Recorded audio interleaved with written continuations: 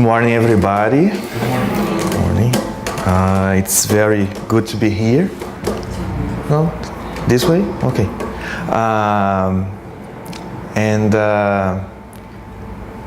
There are this theme has a lot to do with what Claudia was talking about. She was talking about the consciousness, our consciousness regarding all the values that are part of our lives.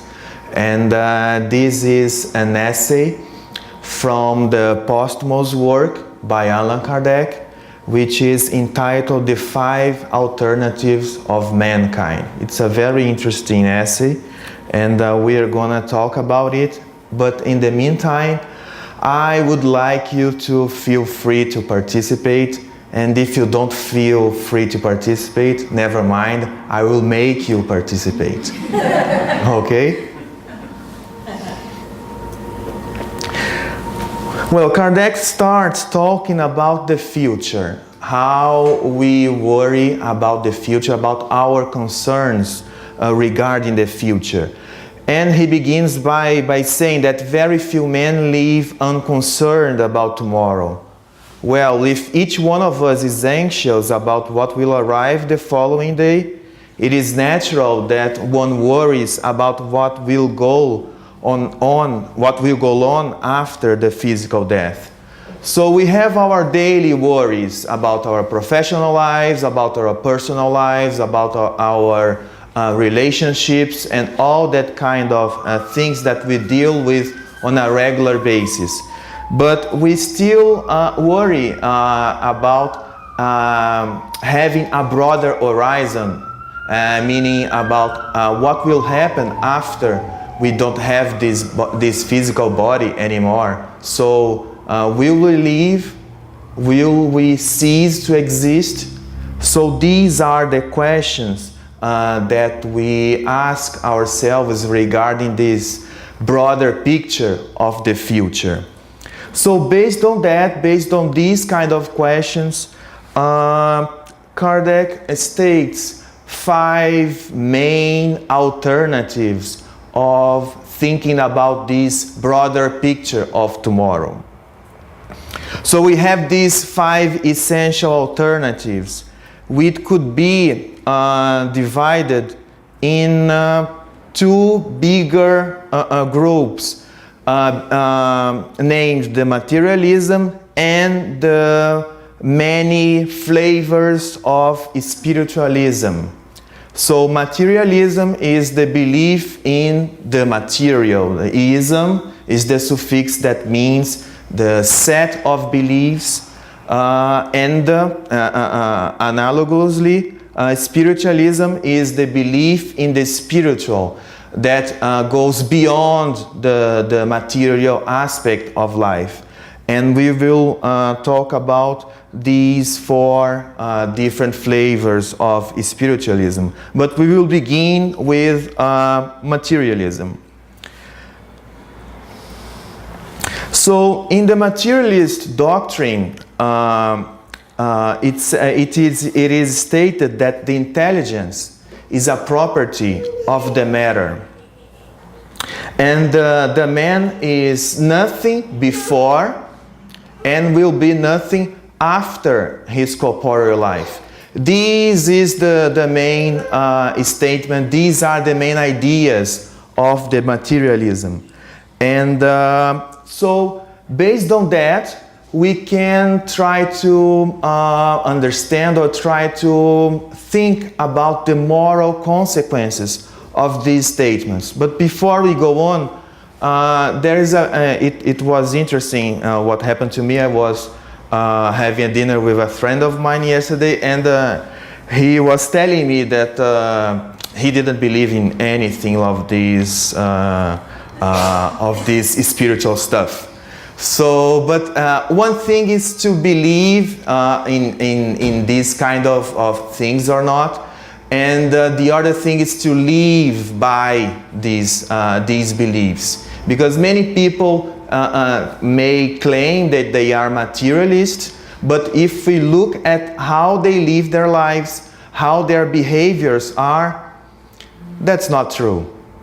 Even though they don't have it in a conscious way, they don't know that they, because we will see the moral consequences that Kardec points out, and it's clearly not what they are doing with their lives.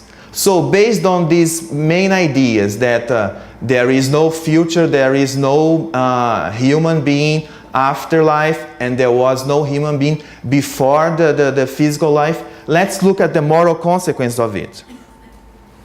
So Kardec points out some aspects for us to think about.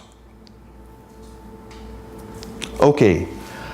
So regarding the material pleasures, how does the materialist think of that? Okay, I'll start asking Andrea. About the well, so we have talked about the fundamentals of the materialism, and then Kardec points out some aspects for us to think about. So how does the materialist see the material pleasures? Well, that which gives him the immediacy of the right now of the earthly existence. Yes, and this is what only really matters for them. If there is nothing beyond matter, so the material pleasures is the core itself, is the goal itself, right? The moral affections. The moral affections, it lacks future because there will be no tomorrow. This big day will be nothing. So regarding the moral affections, it will lack future. What about the moral ties? What's her name? Carla. What do you think? What do you think a materialist that really lives by their beliefs, his or her beliefs, what will he or she think about moral ties? Will they matter to him or to her? No. Death breaks them permanently. What about suicide? Doesn't matter, right? Anything matters. Yes. So that's the rational solution to attenuate sufferings. If there is no tomorrow, why should he or he care about the sufferings? And there will be no tomorrow, right? So it's a rational solution for them. The struggle against wicked tendencies is useless. There is no tomorrow. So these are all moral consequences of living under the materialism. And what do you guys think that their motto is, their lemma is? Just live for today and don't worry about tomorrow. Yes, I forgot your name. Okay. Yes. Live thinking only of oneself. Like a lot of people says, I hear a lot of young people say, YOLO, yes. You only live once, so. Do all the pleasure and everything because it's only for now. Yes, yes, exactly. And we can see the strong moral consequences if we live in a YOLO standpoint of view, right? Social duties are meaningless. Good and bad are mere conventions.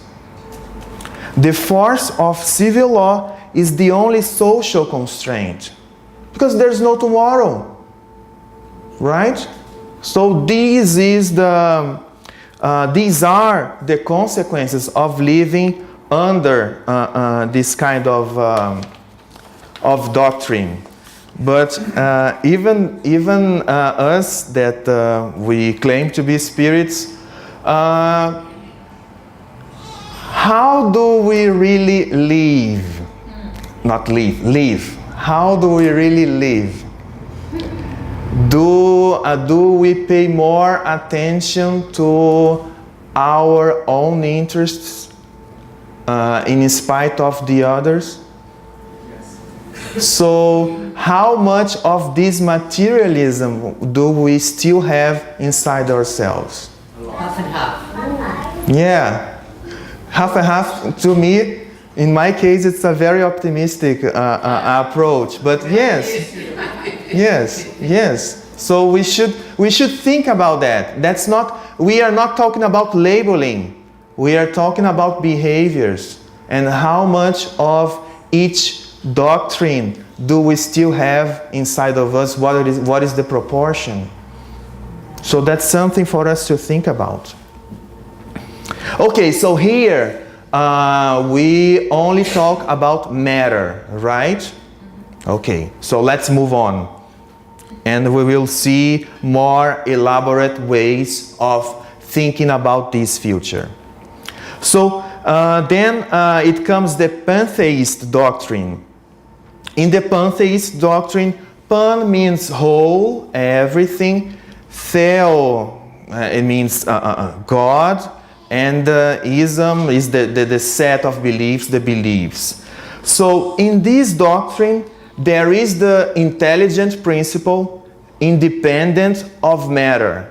So here we find another element in order to be taken into account regarding tomorrow, regarding our vision of tomorrow. So the principle, the intelligent principle, is independent of the material principle, but this intelligent principle is extracted out of a whole, as if we were. That's a very nice image for us to understand, as if it was a drop out of the ocean was taken.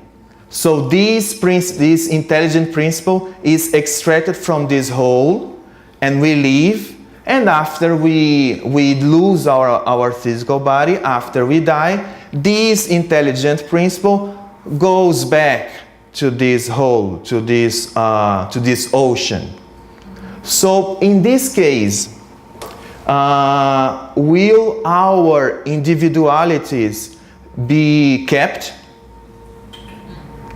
Because we will be back, or there's no sense in talking about we, because this drop of the ocean will go back to the ocean, and then there will be no more Fernando, Carla, Andrea, Susana, and whoever. So in which way is this a doctrine different in terms of moral consequence from the other one? Just about yourself. If you think you're part of one thing, you gotta care for that. You can't see the other suffering because it's you suffering, right? But when we die, we are not us anymore. So we lose our individualities. So is there any point in saying that we will be held responsible for our acts? No. We won't be us anymore. So it's interesting, because even though we consider this intelligent principle independent of the material principle, the moral consequences are still the same. Because how can we be held accountable for our behaviors, from our good deeds and the bad ones, if we are not us anymore? If we will go back to this ocean, and we will lose our individuality. So Kardec says that with neither individuality nor self-consciousness, it is as if the being didn't exist. The moral consequences of the Pantheist doctrine are exactly the same as those from the materialism. We don't exist as human. We won't exist as human beings anymore. So how can we be held responsible for our acts? Okay, but there's still some improvement. So let's move on. It's very interesting that Kardec points out and describes each of these alternatives in a ascending order of complexity, so that we, in a very pedagogical way, so that we can see that we start our learning from the concrete towards the abstract, from the simple towards the complex, and that's the way how we learn. We are not supposed to give quantum physics classes to toddlers, right? There are a lot of fundamental teachings that must be gone through before that. And that's the way it is with ourselves. So let's move on to the Deist doctrine. And Kardec explains us that those who believe in this doctrine, they believe that there is a God as the creator of the universe and the creator of the laws. But once the laws and the universe were established, it kind of works by itself.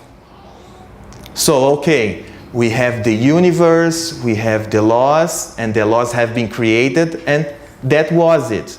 So God really took a rest on the seventh day. How? Vacation. Kind of vacation, yes. Yes. So, how can we, what's our impression about that doctrine? How do we, in other words, how do we see divine providence acting in our daily lives? Is God present in our daily lives, but everywhere? Or once the laws were established, and okay, so now that we have gravitation laws, we have the laws of electromagnetism and so on, so they have been established. So now they work by themselves, right? Right. Who else? Who else agrees with that? It's interesting to think about that. And I remember when we were talking about another subject here in Conscious, the one thing that was suggested by Andrea, and after the lecture, Susanna was telling us that, oh, you should take a look at chapter 2 from Genesis, when Kardec talks about the divine providence, and then we studied that part, and it was very interesting. That when we look at these laws, all we can see how things work in harmony. These are effects. So what is behind these effects? If we believe that for each effect there must be a cause, and if the effect is an intelligent one, the cause must be so. So God is present everywhere. So God is the first, the origin of all these laws, and His presence and His action is endless. So there is no vacation for God. Right? So let's see the moral consequences of thinking that once everything was established, and so the laws and the universe, they work by themselves. These are the independent deists. So those who deny any kind of providence in man's life are like children who judge themselves very prudent to get rid of the tutelage, protection, and advice from their parents, or think the latter, the parents, should not take care of them anymore. So it's kind of our pride that prevents us from realizing that there is this superior force, this first cause that is above us, guiding us and giving us all the things, all the gifts that we are giving on a regular basis, although we sometimes we are not very aware of them. So we can see some pride inside us when we think about that, because sometimes we judge ourselves too superior to be under the guidance of superior thing, superior energy, whatever we call God, however we call it, Him. Sometimes we mask our pride by saying that, oh, God is so great, God is so big that, well, He has other things to care about. So the laws were established and they work by themselves, but not because we are proud of it, but because God is too big, it's too important to care about us. Let's look at what Kardec has to say about it. On the pretext of glorifying God, too big, they say, to reach out to His creatures, they make God selfish, demoting Him to the level of the animals that leave their offspring in the care of nature. So even within the nature, if we find some breeds, some animals that take care of their offspring, why couldn't God take care of us? If we already perceive in some of us these care, this feeling of protecting the others, and if God is the supreme level of this, how can we deprive God of such feelings, of such characteristics? So again, it's a matter of pride and selfishness that we disguise by saying that we are glorifying God. It's interesting.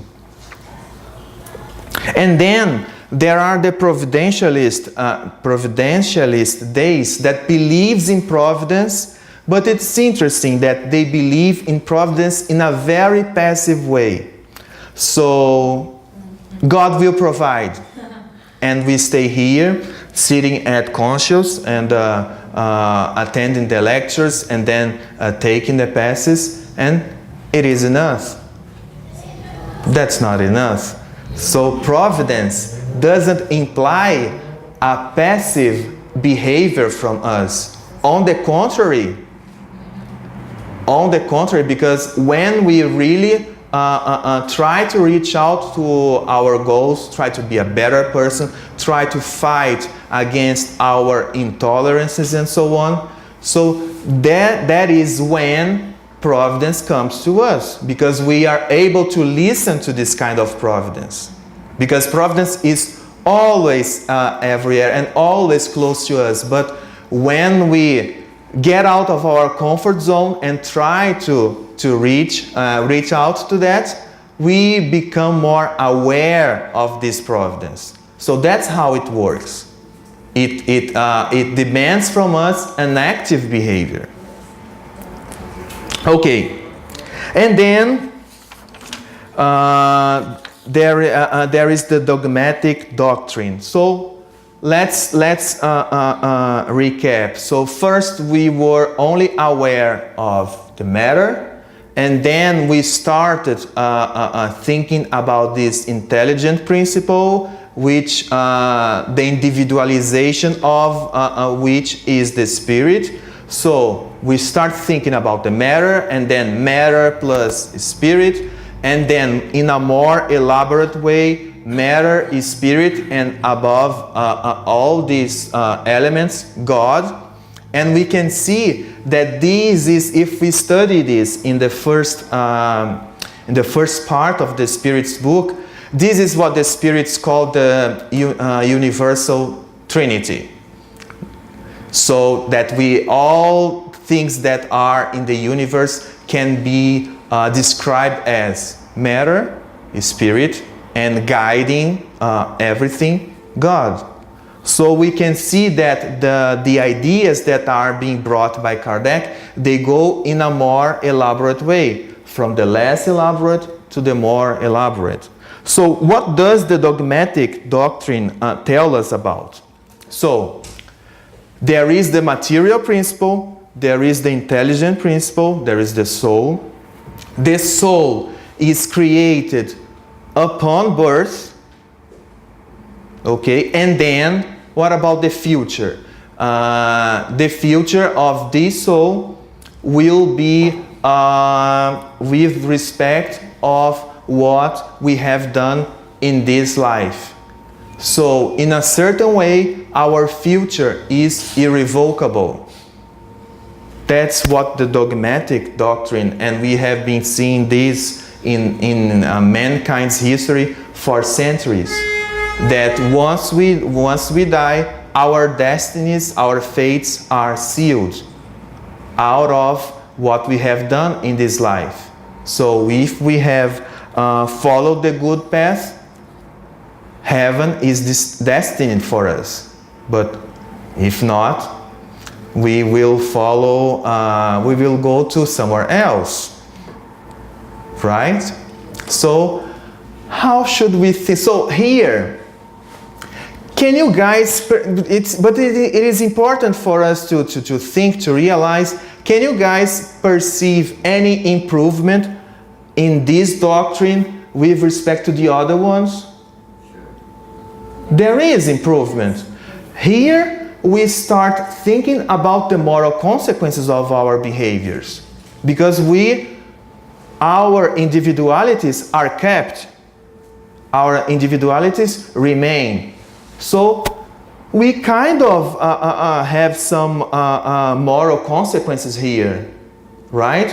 And it is an improvement with respect to the other doctrines. But we can say, how can we say, God here, in this case, God is not a very fair judge, right?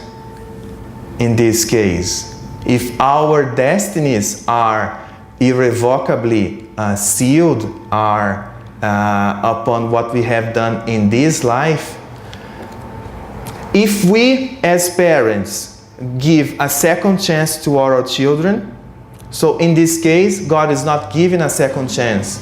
So it is a not fair idea of God, right? Let's see how we can deal with that. And above all, regarding this, there are some, if we believe that we all have our beginnings upon birth, so if we believe that our souls have been created in the moment of our birth, some questions that Kardec points out, they remain unanswered, such as, where do the innate intellectual and moral characters come from? If we all have the same beginning, how could we explain that? Can't we? Do we see differences in terms of intellectual skills and artistic skills among ourselves? We can clearly see it, right?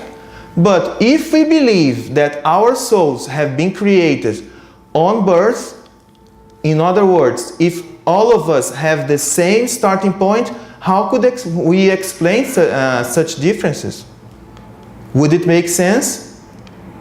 No. Right? So this is one of the questions that remains unanswered if we think that way. What is the fate of the children that die at an early age? Why will they have a blessed... There is something changed. Okay. Why will they have a blessed life after life? Sorry. Why will they be rewarded without having been able to do good, or deprived of a perfect happiness without having done evil? So in this case, either destiny, either hell or heaven, will be unfair, because the children that died at an early age, they didn't have time to do good, but they didn't have time to show their bad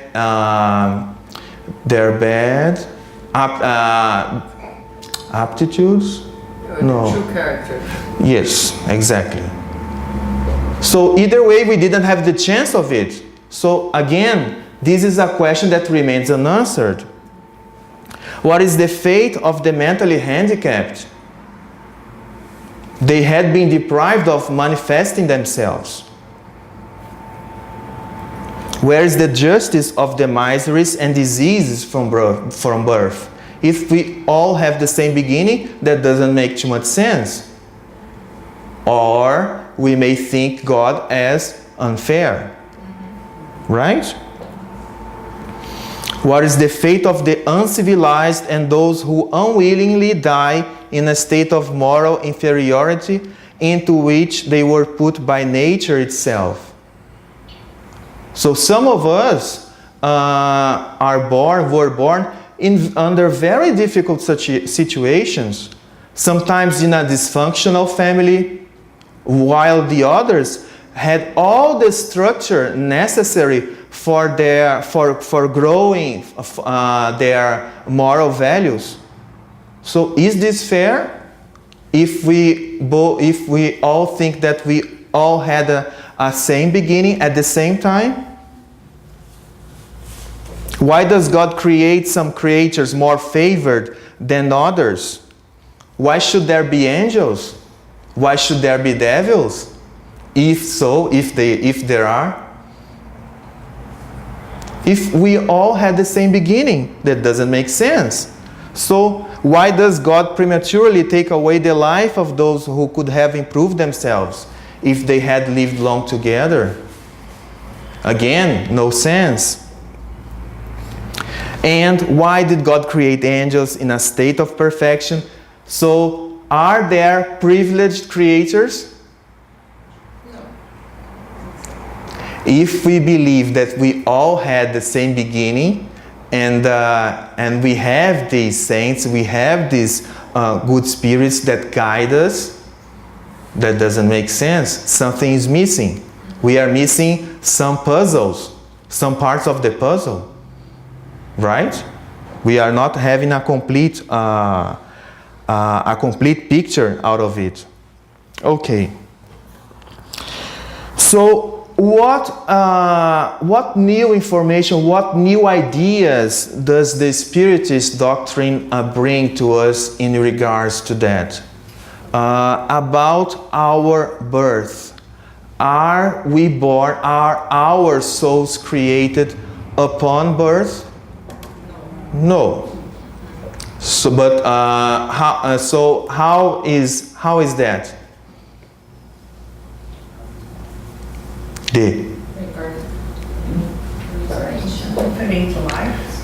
Yes, we have many lives, and but we all had the same starting point.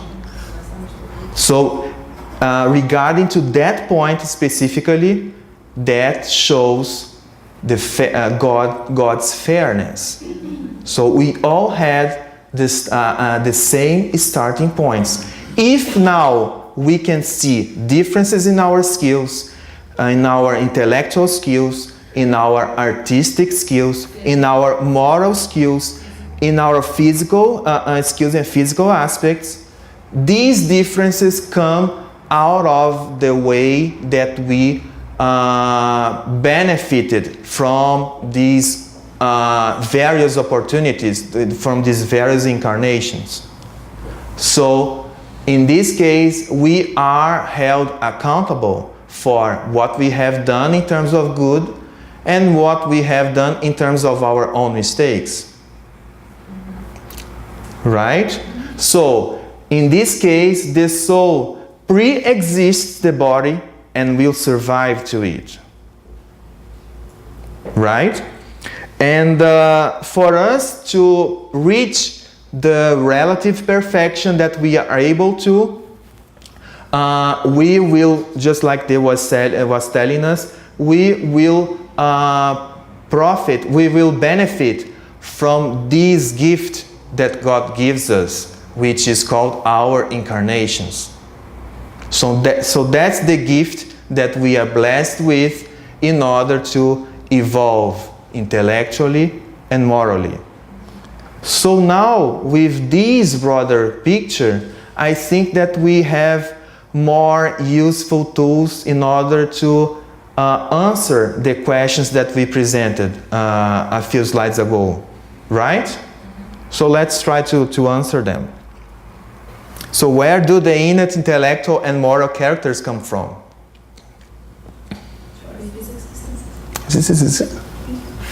Previous existence. Okay. I only, okay. Previous existence, yes. What is the fate of the children that die at an early age? Will their destinies, will their fate be irrevocably sealed? No. If we as parents, and we are imperfect as parents, if we give our children a second chance, why shouldn't God do the same with us? Right? What is the fate of the mentally handicapped, Carla? That you pointed that out, so Something from the outer life. They need to come, maybe is what I believe, I'm not sure. They probably come with that situation to think about what, to feel what they might have done before. And what is the fate? What will happen to them? What do you think? These are just conjectures, okay? We are thinking about, because it's important for us to reflect on what we read. Once I read an image very interesting regarding mentally handicapped or physically handicapped. We may think of the spirit and our body as a cyclist and a bicycle. Right? Sometimes our bicycles, they are too rusty, or a pedal is missing. So if we run a marathon with this kind of bicycle, how are our chances to win it when a pedal is missing? It is hard to ride a bicycle like that, right? So, but that doesn't mean that the spirit itself, that there is that the spirit is handicapped. That's the tool that the spirit is using for that kind of incarnation, that is giving the spirit some restraints, some constraints as to how he or she should manifest. So, and there is a purpose for that. We are always talking about the fairness. We are always talking about justice. So sometimes we need a time out to think about about the physical skills or the intellectual skills that we have used wrongly in our past lives. So it is not a punishment by itself. It is a time. Sometimes, well, I'm talking as parents, but I'm not a parent, but I'm sorry. So isn't that true that sometimes we need time out? All of us. Okay, all of us. And why? What is the purpose for that? Is only to be deprived of playing, or to be deprived of playing with the other guys? It's an opportunity for us to reflect. Yes. Right? To think about what we have done and to try to build a new plan of action. Okay, I did this and that wrongly. Okay, I recognize. What should I do? Should I apologize for that? Should I try to fix it? So these are the things that may come out of this timeout, and we can consider this as a timeout, right? In a way to. As a teaching, as a learning experience, not as a punishment. So again, the miseries and the diseases from birth, they have a purpose. If we believe that God is justice, is all justice, there has to be a reason. Again, I would like to point out here. Sometimes we speak in a very cold way, saying that, okay, all the tragedies that are happening, there is a purpose for that. we shouldn't be cold as this way. Okay, there is a purpose for that, but this purpose doesn't prevent us from trying to attenuate the effects of it. So, in fact, this is a call for us. This is a call for action.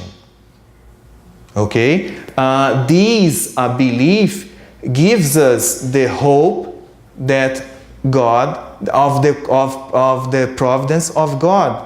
But this doesn't mean that we have to. Okay, so all the tragedies are happening. It is for a purpose, and that's it. It's up to us to the limits of our capabilities to try to remediate, to try to attenuate the situation.